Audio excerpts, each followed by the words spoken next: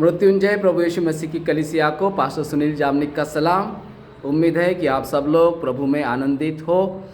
और आज हम लोग पाठ 5 में हैं और पाठ 5 में हम लोग अगला भाग देखेंगे। हमने नूह के साथ प्रभु ने दोहराई हुई आदम को दोहराई हुई वाचा के बारे में देखा। प्रभु ने दोबारा पानी से नाश नहीं करने का वादा हमने देखा और धनुष जो है बाण जो है वो आसमान में रखने का वादा प्रभु ने हमसे मनुष्य जाति से किया, वो हमने देखा। अभी हम आगे बढ़ते हैं। मैं मुख्य बातें आपको बता रहा हूँ, ठीक है। फिर प्रभु जैसे मनुष्य जाति का एक धर्मी भाग बचाए रखने के लिए परमेश्वर जैसे नूह को चुनता है, वैसे ही अभी प्रभु का मिशन प्रारंभ हुआ। उत्पत्ति के जब पाप हुआ मनुष्य जाति के द्वारा या आदम और हवा के द्वारा, तभी से प्रभु का मिशन भी शुरू हो गया, ठीक है। आगे हम उसको और डिटेल में देखेंगे। अभी नूह के द्वारा प्रभु अपना मिशन शुरू करता है। अभी और उस मिशन में और जोर आया और गति आई। प्रभु अभी अब्राहम को चुनता है प्रभु। और अब्राहम को 12वें अध्याय में, उत्पत्ति के ग्रंथ के 12वें अध्याय में प्रभु अब्राहम को चुनता है ना। ये आप जानते हो। और प्रभु ने अब्राहम को आशीषित किया। प्रभु ने अब्राहम को आशीष दिया कि मैं तेरे द्वारा बड़ी जाति बनाऊंगा, तुझे आशीष दूंगा, तू महान होगा, है ना। प्रभु उसे महान करना चाहता है। प्रभु ने उसको आशीष दी अब्राहम को, है ना। इज़राइल राष्ट्र का पिता जिसे कहते हैं, वो उसको आशीष दी कि जो तुझे आशीर्वाद देंगे या देगा उसे मैं आशीषित करूंगा, जो तुझे कोसे मैं उसको शाप दूंगा, और तू सबके, है ना, सब जातियों के आशीष का मूल बनेगा। तो परमेश्वर का मिशन देखिए कैसे है। चुना अब्राहम को, पर प्रभु का जो ध्येय है, प्रभु का जो टारगेट है वो है और भी जातियां, है ना। प्रभु ने हमको औरों के लिए चुना है, इस बात को ध्यान रखना है। परमेश्वर का मिशन जो है वो किसी समाज, जाति या कुछ समूह के लिए नहीं है। प्रभु का मिशन जो है वो सारी दुनिया के लिए है, ठीक है। नूह के चुनने का प्रभु के पास एक मकसद है, अब्राहम के चुनने का प्रभु के पास एक मकसद है, प्रभु की योजना है। आपके भी प्रभु ने आपको भी चुना है, उसमें भी एक बहुत बड़ा उसकी महान पवित्र योजना का जो है वो भाग है। आप भी प्रभु के मिशन में चुने गए लोग हो। प्रभु में आनंदित रहो और पवित्र आत्मा से मार्गदर्शन लेकर, कलीसिया में समर्पित होकर पवित्र आत्मा के मार्गदर्शन में आगे बढ़ो। आपका रोल आपको निभाते हुए पवित्र आत्मा आगे बढ़ेगा। मसीहत में, दुनियादारी में समय बिताने से कोई फ़ायदा नहीं। प्रभु के मिशन में अपना जीवन बिताओ, अब्राहम की तरह, नूह की तरह।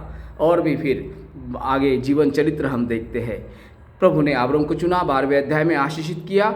और 15वें अध्याय में अभी अब्राहम जो है निसंतान है, हम जानते हैं। 15वें अध्याय के 1 से लेकर 4 वचनों तक प्रभु ने अब्राहम को वादा किया कि मैं तुझे संतान दूंगा। वो कहता है, प्रभु मैं तो निसंतान हूँ, मेरा कौन वारिस है ना।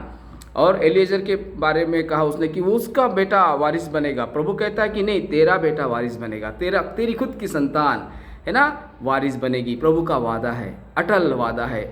ज़बान से निकले हुए प्रभु के शब्द जीवन है। और ये प्रभु ने वादा किया अब्राहम से और सारा से। और फिर आगे हम 21वें अध्याय में अगर हम जाते हैं तो प्रभु ने जो वादा किया अब्राहम को, हालांकि अब्राहम 100 साल का था और फिर सारा जो है वो भी वृद्ध महिला है। उसके उम्र को इन वचनों में मेंशन नहीं किया, उल्लेख नहीं किया। लेकिन अब्राहम अगर 100 साल का है तो सारा भी वृद्ध महिला है, ये हम जानते हैं। क्योंकि वो खुद कहती है कि ये हंसने वाली बात है, जैसे मैं इस उम्र में अब्राहम के बेटे को, अब्राहम की संतान को दूध पिलाओ, इस बात को लोग जैसे कि हंसेंगे। तो वो बात थी वैसे। तो प्रभु ने जो वादा किया इज़राइल राष्ट्र के प्रारंभ का, अब्राहम को ये वादे के बाद भी काफ़ी मुश्किलों से गुजरना पड़ा, है ना। लूत का भी विषय बीच में आता है, सदम और गमोरा का भी विषय बीच में आता है, ये सब हम जानते हैं। फिर आगे 21वें अध्याय में हम देखते हैं कि इज़ाक का जन्म होता है। 21वें उत्पत्ति के ग्रंथ के 21वें अध्याय के पहले 7 वचनों को आप पढ़िए, ठीक है। और वहाँ पर इज़ाक का जन्म होता है। शास्त्र में लिखा है कि उस समय अब्राम 100 साल का था। देखो दोस्तों, अब्राम और सारा शारीरिक उस अवस्था में थे, दैहिक उस अवस्था में थे जहाँ पर वो उस अवस्था में संतान को जन्म नहीं दे सकते। प्रभु का वादा है कि मैं इज़राइल राष्ट्र की स्थापना करूंगा, तेरा वारिस इज़राइल राष्ट्र का पहला बीज होगा। ध्यान से देखिए प्रभु के महान योजनाओं को। परमेश्वर का कार्य ऐसा वैसा नहीं है, वो परमेश्वर है। उसकी योजनाओं को पवित्र आत्मा के मार्गदर्शन में ही हम समझ सकते हैं। ज्ञान बुद्धि से प्रभु को हम समझ नहीं सकते। प्रभु के प्रति कल्पना करना गुनाह है, फेल है, वो फेल है, असफल बात है वो, है ना। यहाँ पर वो मूर्खता की बात है प्रभु ज्ञान और बुद्धि से समझना। पवित्र आत्मा के मार्गदर्शन में केवल हम यहोवा पिता को समझ सकते हैं। और मृत्युंजय प्रभु यीशु मसीह को उद्धार करने के बाद, कलीसिया में समर्पित होने के बाद पवित्र आत्मा हमारे जीवन का नियंत्रण लेता है, कब्जा लेता है, और वो हमको चलाता है। ठीक है, यहाँ पर प्रभु ने इसहाक का जन्म के बारे में बताया। 100 साल के शारीरिक अवस्था में बिल्कुल कमज़ोर।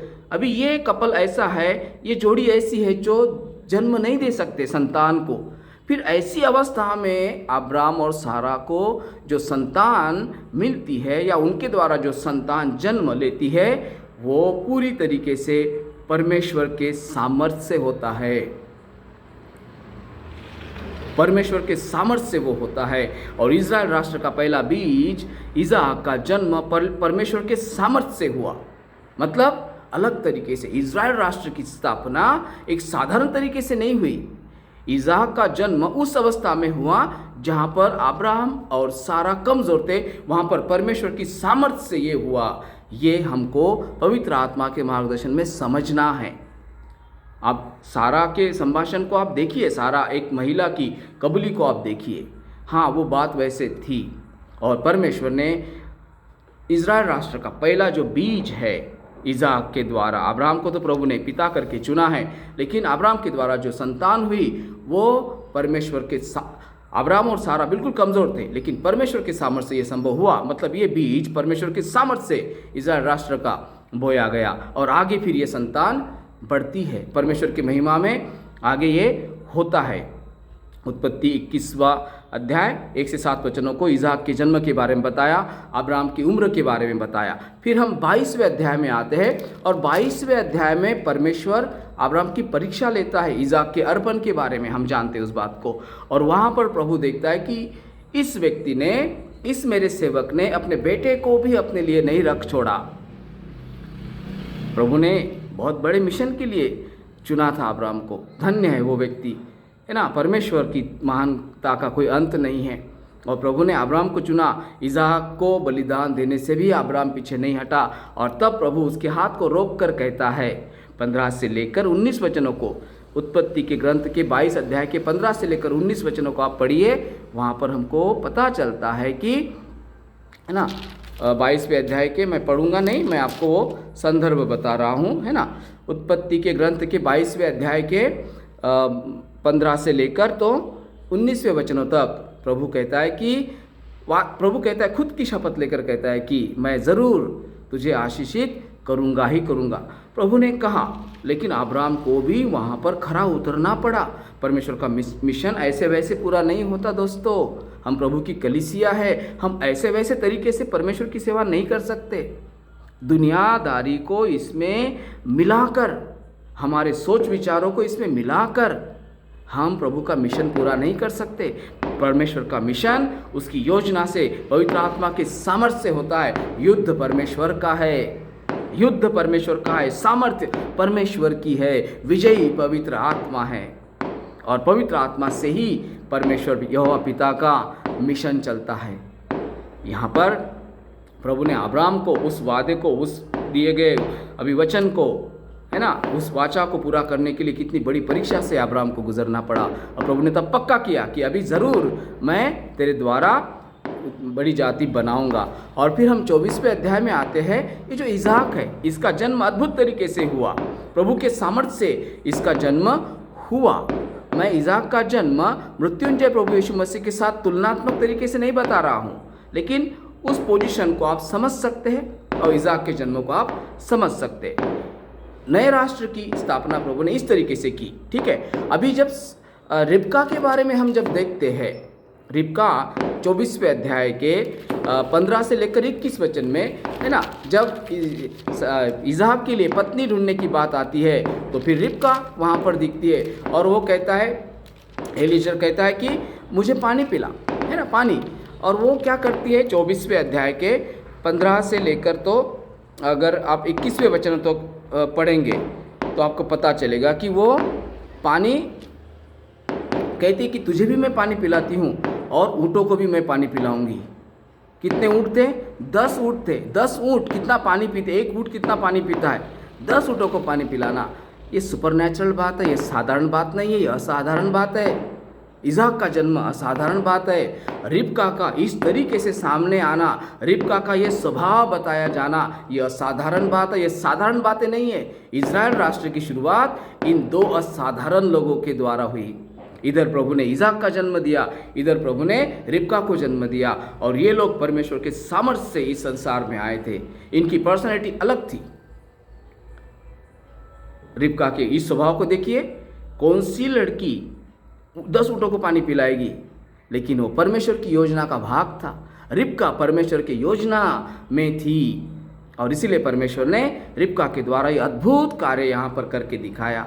हम परमेश्वर के लोग हैं, अद्भुत कार्य प्रभु हमसे करता है, असाधारण बातें प्रभु हमसे करवाता है। ये पवित्र आत्मा की सामर्थ्य है, ये परमेश्वर की विजयी बातें हैं, परमेश्वर की विजयी बातें हैं।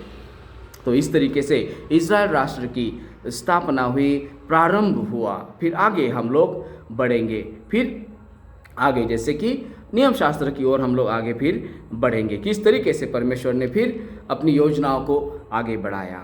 हाँ, प्रार्थना में रहिए, प्रभु के वचनों को मनन कीजिए, अभ्यास कीजिए, पवित्र शास्त्रों को समझिए। दुनिया को जितना समझते उससे कई ज़्यादा पवित्र शास्त्र को, परमेश्वर पिता अपने जीवन दाता को, जिसके साथ हमें हमेशा हमेशा रहना है, उसको समझिए। प्रभु आप सबके साथ हमेशा यहोवा पिता का अनुग्रह, मृत्युंजय प्रभु यीशु मसीह की शांति और पवित्र आत्मा की संगति, सहभागिता मृत्युंजय प्रभु यीशु मसीह के कलीसिया के साथ हमेशा बनी रहे। प्रार्थना में रहिए। Take care, bye, see you again.